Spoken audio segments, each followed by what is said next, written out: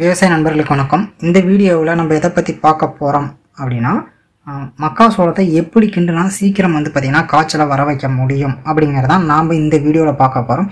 இன்னும் நிறைய விவசாயிகள் பார்த்திங்கன்னா மக்கா சோளம் ரோட்டுலேயோ குளத்துலையோ கொட்டி கிண்டும் போது எப்படி கிண்டுறது அப்படின்னு சொல்லி தெரியாத கிண்டிக்கிட்டு இருக்காங்க. ஸோ அவங்க எல்லாருக்கும் எப்படி கிண்டணும், எது மாதிரிலாம் அதை பார்த்திங்கன்னா நிறவி விட்டால் தான் காயும் அப்படிங்கிறதான் இந்த வீடியோவில் பார்க்க போகிறோம். முதல் ஒரு 4 நிமிஷம் 4.5 நிமிஷத்துக்கு பார்த்திங்கன்னா நான் மக்கா சோளத்தை எப்படி கிண்டுனேன், இப்படிலாம் கிண்டிக்கிட்டு இருந்தேன் அப்படிங்கிறதா பார்த்திங்கன்னா வீடியோவாக வரும். அதில் நான் எதுவுமே பேச மாட்டேன். அந்த வீடியோ முடிஞ்சு ஒரு 4.5 நிமிடங்களுக்கு பிறகு தான் பார்த்திங்கன்னா நான் பேச ஆரம்பிப்பேன். அதுக்கும் நான் சொல்லக்கூடிய விஷயங்கள் வீடியோ முன்னாடி வரக்கூடிய வீடியோவுக்கும் பின்னாடி நான் சொல்லக்கூடிய விஷயங்களுக்கும் நல்லா ரிலேட்டிவாக இருக்கும். ஸோ அதனால் வீடியோ நல்லா பார்த்துங்க. இல்லை எனக்கு சொன்னாலே கேட்டாலே புரியும் அப்படிங்கிறவங்க நேராக 4.5 நிமிடங்களுக்கு அப்புறம் நான் சொல்லக்கூடிய விஷயத்தை கேட்க போயிடுங்க. ஓகேவா? வாங்க வீடியோக்குள்ளே போகலாம்.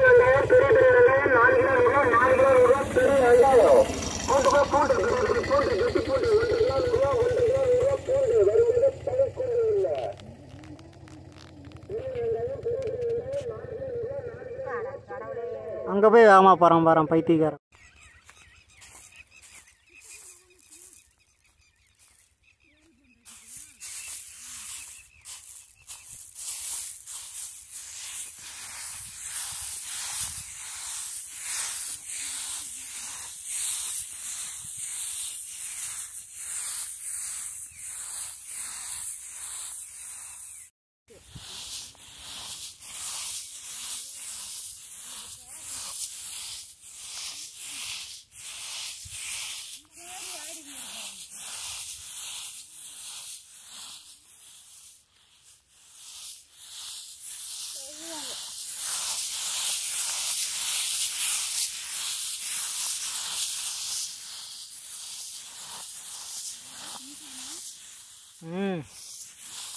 பார்த்துக்கிட்டு குமிக்க வேண்டியதான்.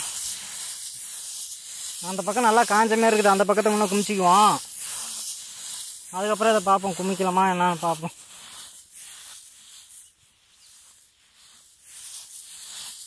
எப்படி இன்னைக்கு எடுக்க முடியாது, தெரிஞ்சு போச்சு. இதுன வரைக்கும் குமிச்சு விட்டா போதும்.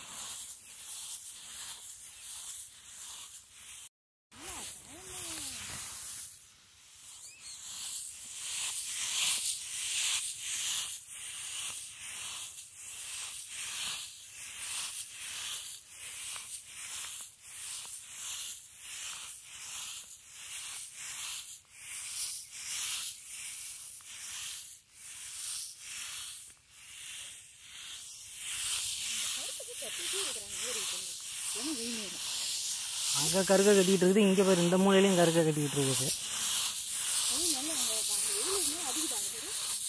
அந்த கிழக்க வெயில் அடிக்குது.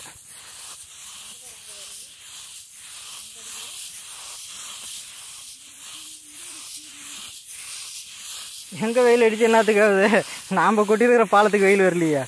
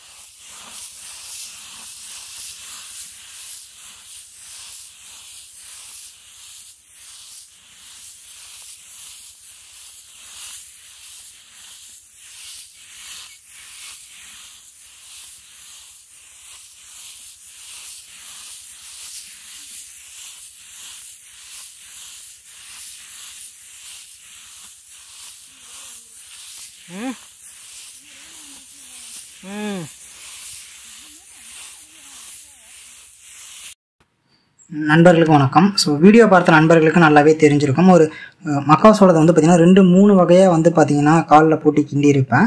அண்டு நாங்கள் கிண்டி இருக்கிறதெல்லாம் பார்த்தீங்க அப்படின்னா, அதாவது சோளம் காயறதுக்கு 2 நாட்கள் 3 நாட்கள் 4 நாட்கள் எடுத்துக்கிறதுக்கு முக்கியமான காரணம் என்ன அப்படின்னு சொல்லி பார்த்தோன்னா, ஒன்று நம்ம வந்து பார்த்திங்கன்னா சீக்கிரமாக அறுவடை பண்ணிவிடுவோம். ஒரு 140 நாள் கூட போகாது, சீக்கிரமாக அறுவடை பண்ணிவிடுவோம்.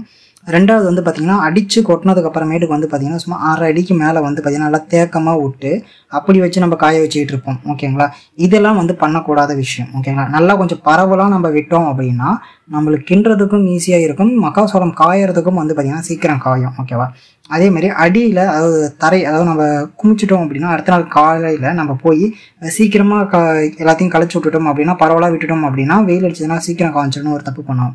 அதுதான் நம்ம பண்ணக்கூடிய முதல் தவறு.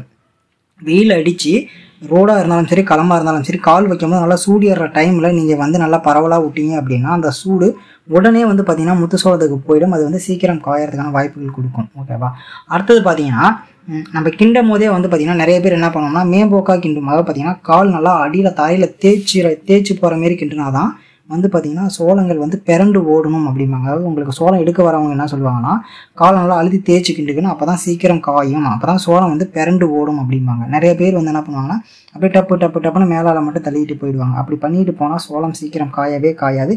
என்னோட பர்சனல் ஒப்பீனியனில் அதை சொல்கிறேன். ஓகேங்களா, நல்லா காலை நல்லா தரையோட அழுத்தி வச்சு நம்ம தேய்ச்சோம் அப்படின்னா தேய்க்கும் போது வந்து பார்த்திங்கன்னா அப்படியே பறந்து போகும் சோளம். அடிக்கிற வேகமாக நடந்து போக சோளம் கீழே இருக்கிற சோளம் மேலே வந்து விழுந்து மேலே இருக்கிற சோளம் கீழே போகும். அது மாதிரி தேய்ச்சா மட்டும்தான் வந்து பார்த்திங்கன்னா கிண்டுனா மட்டும்தான் வந்து பார்த்திங்கன்னா சோளம் சீக்கிரம் காய ஆரம்பிக்கும், நல்லா கலகலத்து போயிடும். அதாவது பார்த்திங்கன்னா வெயில்னால காயில்னா கூடமா காற்றுலேயே காயும் அப்படின்னு சொல்லுவாங்க. ஓகேங்களா, நம்ம கிண்டுறதுல அந்த காற்று போக்கிலே வந்து பார்த்திங்கன்னா சோளங்கள் காயறதும் அதிகமாக இருக்குது. ஓகேவா, அதுக்கு தான் சொல்லுவோம் அது மாதிரி வந்து கிண்டுங்க அப்படிமா.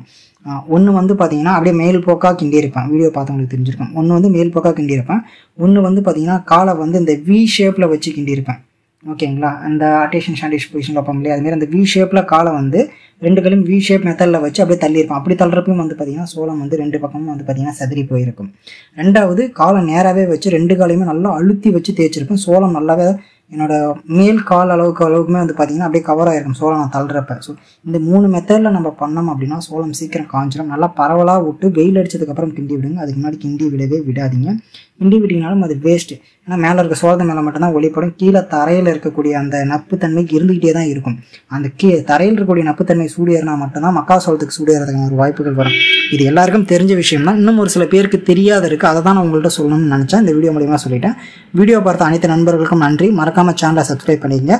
அப்போ தான் இது மாதிரியான வீடியோஸ் நான் கண்டினியூஸாக போடுறதெல்லாம் நீங்கள் பார்த்துக்கிட்டே இருக்க முடியும். அப்பப்போ கொடுக்கக்கூடிய அப்டேட்ஸையும் நீங்கள் வந்து பார்த்தீங்கன்னா கண்டினியூவாக பார்த்துக்கிட்டு இருக்க முடியும். நன்றி.